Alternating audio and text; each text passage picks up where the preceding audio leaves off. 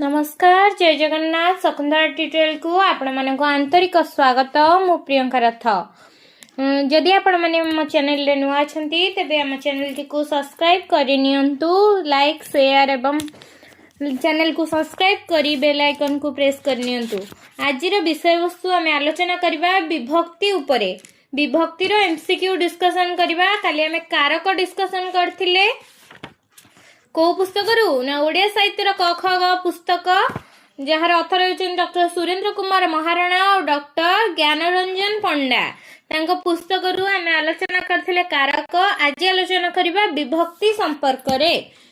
तबे चलंतु हमरो class T start करबा। प्रथम प्रश्न, जेउ चिन्ह बा संकेत वाक्य रे थिबा वचन कारक और संबंध पद को सूचाई थाए ताहाकू कौन कहंती? जेउ चिन्ह बा संकेत वाक्य रे थिबा वचन कारक और संबंध पद को सूचाई दिए ताहाकू विभक्ति कुहा जाए।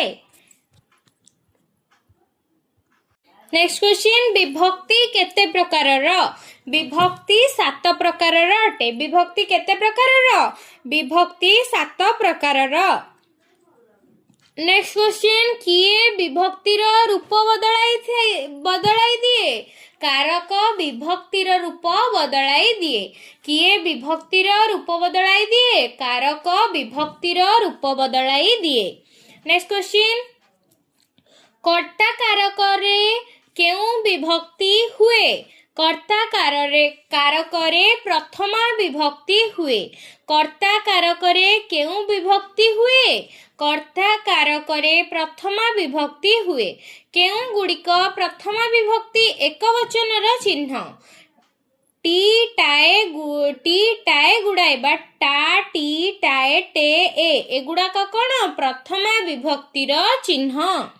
नेक्स्ट क्वेश्चन, केउ रेखांकित पदटी प्रथमा विभक्तिर वचन रे संभव सूचित?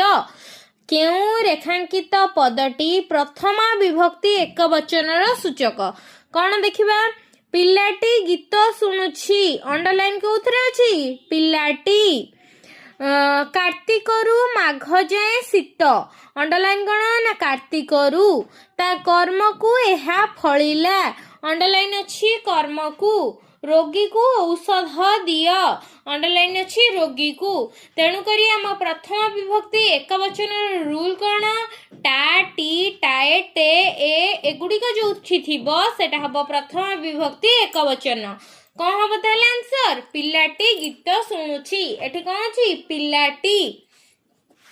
नेक्स्ट क्वेश्चन, टोकाटा बोकाटाए एही वाक्य रे टा और टाए विभक्ति केउ अर्थ रे जोग करा जाईछि? टोकाटा बोकाटाए एहा अनादर अर्थ रे जोग करा जाईछि। टा आउ टाएटा को अनादर अर्थ रे जोग करा जाईछि। आपणे पंडिते अवधाने प्रधाने पुरोहिते आदि एही प्रथमा विभक्ति एक वचन रे केउ अर्थ रे ए जोग करा जाई अछि? मान्य अर्थ रे, आमे जनको सम्मान देबा अर्थ रे ए जोग करा जाईछि। आपणे संबोधन करूचे को अर्थ रे? मान्यता देकी आमे सम्मान देकी तांको आपण बोली कहूचे, तेणु करी कहा जाईछि आपणे। एठी ए जोग करा जाईछि। पंडिते अवधाने प्रधाने पुरोहिते एगुड़िक कौन? ए जोग कराई केउ अर्थ रे? मान्य अर्थ रे प्रथम विभक्ति एक वचन रे ए जोग करा जाईछि। नेक्स्ट क्वेश्चन, लक्ष्मीकांत बोली जणे व्याकरण शिक्षक अछंती। किए बोली जणे व्याकरण शिक्षक अछंती? लक्ष्मीकांत बोली जणे व्याकरण शिक्षक अछंती। ए वाक्य रे बोली अव्यय थिबारु लक्ष्मीकांत पदरे की विभक्ति हेबो? बोली अव्यय अछि माने कोन हेबो? एहा प्रथम विभक्ति हेबो। नेक्स्ट क्वेश्चन हम देखिबा, लब ओ कुश दुहे जाळा भाई। किए जाळा भाई? ना लब ओ कुश दुहे जाळा भाई। एठी संख्यात्मक जाळा शब्दटी प्रयोग जोगे लव कुश पदर की विभक्ति हेब एठी लव कुश केउ विभक्ति हेब जांला पद जोठी अछि सेठी हेब प्रथमा विभक्ति कर्म कारकरे केउ विभक्ति होई थाए कर्म कारकरे द्वितीय विभक्ति होई थाए कर्म कारकरे केउ विभक्ति होई थाए कर्म कारकरे द्वितीय विभक्ति होई थाए प्रमीला गीत गाउछि अंडरलाइन कोथरे हेछि गीत रेखांकित पदटी केउ विभक्ति अट्टे प्रमीला गीत गाउछि एहा गोटे कर्म तेणु करी एहा द्वितीय विभक्ति अट्टे सीता को गाँ को जिबाकू हेबो सीता को गाँ को जिबाकू हेबो एठारे रेखांकित पदटी केउ वाच्य रे कर्तारे द्वितीय रे विभक्ति होईछि सीता को अंडरलाइन कौन सीता को यह कर्म वाच्य रे माने काम करिवो से सीता कौन करिवो गोटे गाँ को जीव तेणु करी एटा कोनटे एटा कामटे तेणु करी एठे कर्म वाच्य रे द्वितीय विभक्ति होईछि रमेश को खेली आसे नहीं अंडरलाइन अछि रमेश को एठारे रेखांकित पदटी केउ वाच्य रे कर्तारे द्वितीय विभक्ति होईछि कर्तारे रमेश को अछि कर्ता होछि रमेश एहा कु लागिछि माने एहा द्वितीय विभक्ति हेछि काहे कि एटा द्वितीय विभक्ति होला ना भाववाच्य रे जणे मन दुख करी कहूछि जे ताकू खेली आसे नाही एटी ताकू थांदा कि गणेश को कि हरि को इत्यादि थिले मध्य एहा भाववाच्य रे द्वितीय विभक्ति होईछि नाम परिवर्तन होई गेले किछि होबो नाही कि पर्टिकुलर ए क्वेश्चन टा पडिबो बोली किछि माने नाही फॉर एग्जांपल रमेश को खेली आसे नाही तेणु करी एठी भाववाच्य रे कर्तारे द्वितीय विभक्ति होईछि नहले एठी रमेश को खाई आसे एटा को ही थांता प्रथम विभक्ति ही थांता किंतु एठी भाववाच्य अछि कि रमेश को खेली आसे नाही जणे शोकातुर होई कि मन दुख करी कहूची कि तार भावनाटा परिप्रकाश करूची तेणु करी एठारे कर्तारे द्वितीय विभक्ति होई अछि नेक्स्ट क्वेश्चन आम घर तैयारी 3 मास लागिबो अंडरलाइन अछि 3 मास रेखांकित शब्दटी केउ अर्थरे तृतीय विभक्ति होईची व्याप्ति अर्थरे तृतीय विभक्ति हेची ऑफकोर्स एटा माने होची आम घर तैयारी 3 मास लागिबो अर्थात गोटे समयर परिसीमा को से बृहतकाय करी गढ़ी तोलिछि तेणु करी एठारे कोन हबो व्याप्ति अर्थरे द्वितीय विभक्ति हेबो नेक्स्ट क्वेश्चन भारत दिन को दिन उन्नति करुछि रेखांकित शब्दटी केउ अर्थरे द्वितीय विभक्ति होईछि भारत दिन को दिन उन्नति करुछि एहा विप्सा अर्थरे द्वितीय विभक्ति होईछि दिन को दिन कहला ना उन्नति करुछि तेणु करी एहा विप्सा अर्थरे जणे भाबुछि कि एहा अभिप्सित तेणु एठारे हला विप्सा अर्थरे द्वितीय विभक्ति नेक्स्ट क्वेश्चन एही दुकान रे 100 टंका को खंडिए साड़ी मिले अंडरलाइन कौन अछि 100 टंका को रेखांकित शब्दटी केउ अर्थरे द्वितीय विभक्ति होईची विनिमय अर्थरे काहेकि ना एठी पैसा सूचित करिची तेणु करी एठी कोन हबो विनिमय अर्थरे द्वितीय विभक्ति होईची नेक्स्ट क्वेश्चन माँ पुओ को दुग्ध पान कराउछंती अंडरलाइन अछि पुओ को रेखांकित पदटी केउ कारणरू द्वितीय विभक्ति होईछि ना प्रयोज्यकर्ता हेतु प्रयोज्यकर्ता एठी किए माँ हैला मुख्यकर्ता प्रयोज्यकर्ता किए पुओ को तेणु करी एठी कोन हला प्रयोज्यकर्ता हेतु द्वितीय विभक्ति हला नेक्स्ट क्वेश्चन देशद्रोही को धिक देशद्रोही को होची अंडरलाइन तेणु करी एठी का हबो ना धिक्क अर्थ धिक्क शब्द जोगे द्वितीय विभक्ति नेक्स्ट क्वेश्चन तुमको मो काम दिसु नाही कि ରେଖାଙ୍କିତ ପଦଟି କି କାରଣରୁ ଦ୍ୱିତୀୟ ବିଭକ୍ତି ହୋଇଛି? ରେଖାଙ୍କିତ ପଦ କୋଉଟା ଅଛି? ତୁମକୁ। ତୁମକୁ ମୋ କାମ ଦିଶୁ ନାହିଁ କି? ଅପ୍ରଧାନ କର୍ତ୍ତା ହେତୁ ଦ୍ୱିତୀୟ ବିଭକ୍ତି ହୋଇଛି। ଏଠି ପ୍ରଧାନ କର୍ତ୍ତା ଏଠି କିଏ? ତୁମକୁ। ଏଠି ଅପ୍ରଧାନ କର୍ତ୍ତା ହିଁ କିଛି ନାହିଁ, ତେଣୁକରି ଏଠି କ'ଣ ହେଲା ନା ଅପ୍ରଧାନ କର୍ତ୍ତା ହେତୁ ଦ୍ୱିତୀୟ ବିଭକ୍ତି ହେଲା। ବିରାଡ଼ି କପାଳକୁ ଶିକା ଛିଡ଼ିଲା। କପାଳକୁ ଅଣ୍ଡରଲାଇନ୍ ହେଇଛି। ରେଖାଙ୍କିତ ପଦଟି କେଉଁ କାରଣରୁ ଦ୍ୱିତୀୟ ବିଭକ୍ତି ହେଲା? ଅନୁସାରେ ଅର୍ଥରେ ଦ୍ୱିତୀୟ ବିଭକ୍ତି ହେଲା।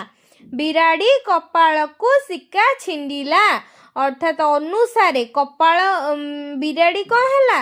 ସେଇ ଅନୁସାରେ ଗଲା ବୋଲି ଶିକାଟା ଛିଣ୍ଡିଲା, ତେଣୁକରି ଏଠି ଅନୁସାରେ ଅର୍ଥରେ ଦ୍ୱିତୀୟ ବିଭକ୍ତି ହୋଇଛି। ତୁଚ୍ଛାକୁ ଏତେ ମୁଦି ନାହିଁ ଗୋଡ଼ କଚାଡ଼ୁ କେତେ। ରେଖାଙ୍କିତ ପଦ କେଉଁଠି? ତୁଚ୍ଛାକୁ।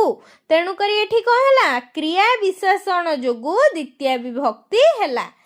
ବାଲି ଗରଡ଼ାକୁ ଚାଉଳ ଭଜା। ବାଲି ଗରଡ଼ାକୁ ଏଠି ଅଣ୍ଡରଲାଇନ୍ କ'ଣ ଅଛି? ବାଲି ଗରଡ଼ାକୁ। ଉପଯୁକ୍ତ ଅର୍ଥରେ ଏଠାରେ ଦ୍ୱିତୀୟ ବିଭକ୍ତି ହୋଇଛି। କ'ଣ ହୋଇଛି ନା ଉପଯୁକ୍ତ ଅର୍ଥରେ ଦ୍ୱିତୀୟ ବିଭକ୍ତି ହୋଇଛି। ନେକ୍ସଟ କ୍ୱେଶ୍ଚିନ୍, ମୋ ଘରକୁ ଶ୍ରୀମନ୍ଦିର ନିକଟ ଦୂର। ରେଖାଙ୍କିତ ପଦ କ'ଣ? ଘରକୁ। ତାହେଲେ ଆନ୍ସର କ'ଣ ହବ? ନିକଟ ଓ ଦୂର ଅର୍ଥରେ ଦ୍ୱିତୀୟ ବିଭକ୍ତି। ମୋ ଘରକୁ ଶ୍ରୀମନ୍ଦିର ନିକଟ ବା ଦୂର ଯାହା ବି ହେଇଥାଉ, କାରଣ ଘର ଠାରୁ ସେଇଟା ଗୋଟେ ସ୍ଥାନ, ତେଣୁକରି ନିକଟ ଓ ଦୂର ଅର୍ଥରେ ଦ୍ୱିତୀୟ ବିଭକ୍ତି ହେଲା। ମୁଁ ପହଞ୍ଚିବାକୁ ତୁମେ ଫେରିଗଲ। ପହଞ୍ଚିବାକୁରେ ଅଣ୍ଡରଲାଇନ୍ ହେଇଛି, ତାହେଲେ କ'ଣ ହବ? କେଉଁ ଯୋଗେ ଦ୍ୱିତୀୟ ହବ? କ୍ରିୟାର ସମକାଳରେ ଦ୍ୱିତୀୟ ବିଭକ୍ତି ହେବ। ମାନେ କ'ଣ ହେଲା ନା ସେ ପହଞ୍ଚିଲା ଏବଂ ସେହି ସମୟରେ ଅନ୍ୟ ବ୍ୟକ୍ତିତ୍ୱ ଯିଏ ଥିଲେ ସେ ଫେରି ଯାଇଛନ୍ତି। ମାନେ କ'ଣ ହେଲା ନା ସମାନ ସମୟରେ ଘଟଣାଟା ଘଟିଲା। କ୍ରିୟାଟା କ'ଣ ହେଲା? ଗୋଟିଏ ସମୟରେ ଘଟିଲା, କିନ୍ତୁ କ'ଣ ହେଲା? ସିଏ ଯାଇକି ପହଞ୍ଚିଲା ବେଳକୁ ଅନ୍ୟ ବ୍ୟକ୍ତିତ୍ୱ ଜଣକ ସେ ଚାଲି ଯାଇଛନ୍ତି। ଏହା ସମକାଳ ସମୟରେ ହୋଇଥିବାରୁ ଏଠାରେ ଦ୍ୱିତୀୟ ବିଭକ୍ତି ହେଲା। କ୍ରିୟା ସମକାଳରେ ଦ୍ୱିତୀୟ ବିଭକ୍ତି ଅଟେ। ନେକ୍ସଟ କ୍ୱେଶ୍ଚିନ୍, କନ୍ଦର୍ପଙ୍କ ରୂପକୁ ଆଉ ରୂପ ଅଛି। ରୂପକୁ ହେଉଛି ଅଣ୍ଡରଲାଇନ୍, ତେଣୁକରି କ'ଣ ହବ? ସାଦୃଶ୍ୟ ଅର୍ଥରେ। କନ୍ଦର୍ପଙ୍କ ଭଳି ଆଉ କିଏ ଅଛି କି? ଏଇ ସାଦୃଶ୍ୟ ଏଟା କମ୍ପେୟାର କରାଗଲା। ଯଦି କିଏ ଅଛି ତେବେ ମଧ୍ୟ ଚଳିବ, ଯଦି କିଏ ନାହିଁ ତେବେ ମଧ୍ୟ ଚଳିବ, କିନ୍ତୁ ଏଠି କ'ଣ ହେଲା ନା କମ୍ପେୟାର କରାଗଲା। କନ୍ଦର୍ପକୁ କନ୍ଦର୍ପଙ୍କ ରୂପକୁ ଆଉ ରୂପ ଅଛି। ଏଠି ନାହିଁ ହେଲେ ମଧ୍ୟ ସାଦୃଶ୍ୟ ଅର୍ଥରେ, ହଁ ହେଲେ ମଧ୍ୟ ସାଦୃଶ୍ୟ ଅର୍ଥରେ। ସାଦୃଶ୍ୟ ଅର୍ଥରେ ଏହା କେଉଁ ବିଭକ୍ତି ହେବ? ନା ଦ୍ୱିତୀୟ ବିଭକ୍ତି ହେବ। ନେକ୍ସଟ କ୍ୱେଶ୍ଚିନ୍, ମୋକଦ୍ଦମା ତାରିଖ ଆର ମାସକୁ ପଡ଼ିବ। କେଉଁ ତାରିଖ ଆର ମାସକୁ ପଡ଼ିବ? ମୋକଦ୍ଦମା ତାରିଖ। ମୋକଦ୍ଦମା ତାରିଖ ଆର ମାସକୁ। ମାସକୁରେ ଅଣ୍ଡରଲାଇନ୍ ହେଇଛି। ଏହା କେଉଁ ଯୋଗେ ଦ୍ୱିତୀୟ ବିଭକ୍ତି ହୋଇଛି? ସପ୍ତମୀ ବିଭକ୍ତି ସ୍ଥଳେ ଦ୍ୱିତୀୟ ବିଭକ୍ତି ହୋଇଛି। ନେକ୍ସଟ କ୍ୱେଶ୍ଚିନ୍, ମାଡ଼କୁ ମହାଦେବଙ୍କ ଡର। ଅଣ୍ଡରଲାଇନ୍ କ'ଣ? ମାଡ଼କୁ। ରେଖାଙ୍କିତ ପଦଟି କି କାରଣେ ଦ୍ୱିତୀୟ ବିଭକ୍ତି ହୋଇଛି? ଭୟ ଓ ପ୍ରକାଶକ ଶବ୍ଦର ପ୍ରୟୋଗରେ ଦ୍ୱିତୀୟ ବିଭକ୍ତି ହୋଇଛି। ସାଧୁମାନେ ମିଥ୍ୟାକୁ ଘୃଣା କରନ୍ତି। ସାଧୁମାନେ ମିଥ୍ୟାକୁ ଘୃଣା କରନ୍ତି। ମିଥ୍ୟାକୁ ଅଣ୍ଡରଲାଇନ୍ ଅଛି। କେଉଁ ଯୋଗେ ଦ୍ୱିତୀୟ ବିଭକ୍ତି? ଘୃଣା ଶବ୍ଦ ପ୍ରୟୋଗରେ ଦ୍ୱିତୀୟ ବିଭକ୍ତି ହୋଇଛି। ନେକ୍ସଟ କ୍ୱେଶ୍ଚିନ୍, ଚୋର ପୋଲିସକୁ ଲୁଚେ। ଚୋର ପୋଲିସକୁ ଲୁଚେ। ପୋଲିସକୁ ଅଣ୍ଡରଲାଇନ୍ ହେଇଛି। ଏହା ଲୁଚିବା ଅର୍ଥରେ ଦ୍ୱିତୀୟ ବିଭକ୍ତି ହୋଇଛି। ପିଲାଟି ନାଚ କରିବାକୁ ଲାଜ ଲାଗୁଛି। ପିଲାଟି ନାଚ କରିବାକୁ ଲାଜ ଲାଗୁଛି। ଅଣ୍ଡରଲାଇନ୍ କ'ଣ? କରିବାକୁ। ଏହା କେଉଁ କାରଣରୁ ଦ୍ୱିତୀୟ ବିଭକ୍ତି ହୋଇଛି? ଲଜ୍ଜା ସୂଚକ ଶବ୍ଦ ପ୍ରୟୋଗ ଯୋଗେ ଦ୍ୱିତୀୟ ବିଭକ୍ତି ହୋଇଛି। କରଣ କାରକର କେଉଁ ବିଭକ୍ତି ହୁଏ? ନେକ୍ସଟ କ'ଣ ଆସିଲା? କରଣ କାରକ। करण कारकरे केउं विभक्ति होइथाए? करण कारकरे तृतीया विभक्ति होइथाए। तृतीया विभक्ति एक वचनर चिन्ह कौन? द्वारा, देई, रे, देही, कर्तुक। तृतीया विभक्ति एक वचनर चिन्ह कौन? तृतीय विभक्ति एक वचनर चिन्ह है द्वारा, देई, रे, देही, कर्तुक। तृतीय विभक्ति एक वचन चिन्ह कौन? द्वारा, देई, रे, देही, कर्तुक। नेक्स्ट क्वेश्चन, आमे गाड़ी रे पुरी गलु। अंडरलाइन कौन? गाड़ी रे। यह क्यों विभक्ति हेब? तृतीय विभक्ति। मु एहा कानरे शुणिछि। अंडरलाइन कौन? कानरे। तेणुकर यह तृतीय विभक्ति। श्रीराम नौका द्वारा गंगा पार हेले। अंडरलाइन कौन? नौका द्वारा। ताले यह तृतीय विभक्ति। पिलाटी भोकरे कांदुछि। केउं कारण कांदुछि? भोकरे कांदुछि। तेणुकर भोकरे होउछि हेतु अर्थरे तृतीय विभक्ति। आहार केन्द्र 5 टंकारे भोजन जोगाऊ अछि। रेखांकित पद 5 टंकारे। तेणुकर एठी कौन होला ना? मूल्य अर्थरे तृतीय विभक्ति। नेक्स्ट क्वेश्चन, पिलाटी भोकरे कांदुछि गला। तापरे मु अति सहजरे एहा करि पारिबी। रेखांकित पद कौन अछि? सहजरे। ताले एठी कौन होला ना? क्रिया विशेषण रे तृतीय विभक्ति। नेक्स्ट क्वेश्चन, 2 मासरे घरटी तोला हैला। 2 मासरे। 2 मासरे अछि अंडरलाइन कह हबो? फल प्राप्ति बा कार्य समाप्ति अर्थरे तृतीय विभक्ति। नेक्स्ट क्वेश्चन, ईश्वरंक द्वारा जगत सृष्टि। रेखांकित शब्दर सकारण विभक्ति निर्णय कर। कर्म वाच्य रे तृतीय विभक्ति। नेक्स्ट क्वेश्चन, सकाळे मो द्वारा चा पिया हुए। मो द्वारा। मो द्वारा कौन? भाव वाच्य रे तृतीय विभक्ति। भाव वाच्य रे तृतीय विभक्ति। सरकार सचिवंक द्वारा विज्ञप्ति प्रकाश कराइले। आंसर कौन? प्रयोज्य कर्ता रे तृतीय विभक्ति। से बयस रे मो ठारू बड़। बयस रे हेउची अंडरलाइन। तेणु कौन? बड़ बोधक शब्द जोगे तृतीय विभक्ति। नेक्स्ट क्वेश्चन, तुमे तांको ठारू केउ गुण रे उणा जे। रेखांकित शब्दटी काहेकि तृतीय विभक्ति होईची? उणा बोधक शब्द जोगे तृतीय विभक्ति अटे। गुण रे हीन जन केउठी आदर पाए नाही। गुण रे हीन जन केउठी आदर पाए नाही। आंसर कौन हबो? हीन बोधक शब्द जोगे तृतीय विभक्ति। बुद्धि नथिले विद्यारे की प्रयोजन। रेखांकित शब्द रे सकारण विभक्ति निर्णय कर। बुद्धि नथिले विद्यारे की प्रयोजन। अंडरलाइन अछि विद्यारे। यह कौन हबो? प्रयोजन बोधक शब्द जोगे तृतीय विभक्ति। नेक्स्ट क्वेश्चन, गोपाल धन रे शून्य। धन रे अंडरलाइन हेछि कौन? शून्य बोधक शब्द जोगे तृतीय। उणा अधिक सान बड़ हीन शून्य प्रभृति शब्द जोगे तृतीय विभक्ति होइथाए। नेक्स्ट क्वेश्चन, आमे गोत्र रे भरद्वाज। गोत्र रे अंडरलाइन हेछि ताले कौन हबो? गोत्र सूचक होइथिबारु एहा तृतीय विभक्ति। कौन ना? जाति, गोत्र, वर्ण, रूप, स्वभाव, प्रकृति, आकृति, नाम प्रभृति शब्द जोगे तृतीय विभक्ति होइथाए। नेक्स्ट क्वेश्चन, पद्मलोचन नामक भिकारीटी आखिरे कोणा। अंडरलाइन केउंथरे हेछि? आखिरे। रेखांकित शब्दटी सकारण विभक्ति निर्णय कर। ଅଙ୍ଗବିକାର ଯୋଗୁ ତୃତୀୟା ହୋଇଛି।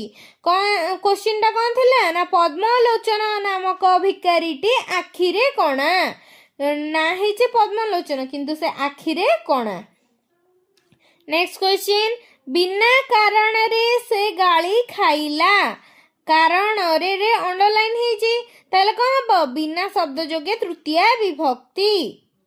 ସେହି କଣ୍ଠଶିଳ୍ପୀ ସାଥିରେ ମୋର ସମ୍ପର୍କ ନାହିଁ। ରେଖାଙ୍କିତ ଶବ୍ଦ କେଉଁଠି ସାଥିରେ। ତାହେଲେ ଏହା କେଉଁ ସକାରଣ ବିଭକ୍ତି ନା ସହାର୍ଥକ ଶବ୍ଦରେ ତୃତୀୟା ବିଭକ୍ତି ହୋଇଛି। 108 ନମ୍ବର କ୍ୱେଶ୍ଚିନ୍ ର କ'ଣ ଆନ୍ସର ସହାର୍ଥକ ଶବ୍ଦରେ ତୃତୀୟା ବିଭକ୍ତି। ସେହି କଣ୍ଠଶିଳ୍ପୀ ସାଥିରେ ମୋର ସମ୍ପର୍କ ନାହିଁ। ସାଥିରେ ସହାର୍ଥକ ଶବ୍ଦ ଯୋଗେ ତୃତୀୟା ବିଭକ୍ତି ହୋଇଛି। ଆଜିର କ୍ଲାସ୍ ପାଇଁ ଏତିକି। ନେକ୍ସଟ କ୍ଲାସ୍ରେ ଆମେ ଚତୁର୍ଥୀ ବିଭକ୍ତି ଠାରୁ ସପ୍ତମୀ ବିଭକ୍ତି ପର୍ଯ୍ୟନ୍ତ ଆଲୋଚନା କରିବା। ଆଜି ଆମେ ଆଲୋଚନା କଲେ ପ୍ରଥମ ବିଭକ୍ତି, ଦ୍ୱିତୀୟ ବିଭକ୍ତି, ତୃତୀୟ ବିଭକ୍ତି ଓ ଚତୁର୍ଥୀ ବିଭକ୍ତି। ଯଦି ଭିଡ଼ିଓଟି ଭଲ ଲାଗିଥାଏ ଲାଇକ୍ ସେୟାର ସବସ୍କ୍ରାଇବ୍ ମଧ୍ୟ କରିବେ। କମେଣ୍ଟ ମାଧ୍ୟମରେ ନିଶ୍ଚୟ ଜଣାଇବେ ଭିଡ଼ିଓଟି କେମିତି ଲାଗିଲା ଏବଂ ଯେଉଁଠି ଯାହା ଡାଉଟ୍ ରହୁଛି କମେଣ୍ଟ ମାଧ୍ୟମରେ ଜଣାଇଲେ ମୁଁ ନିଶ୍ଚିନ୍ତ କ୍ଲିୟର କରିବାକୁ ଚେଷ୍ଟା କରିବି। ଜୟ ଜଗନ୍ନାଥ।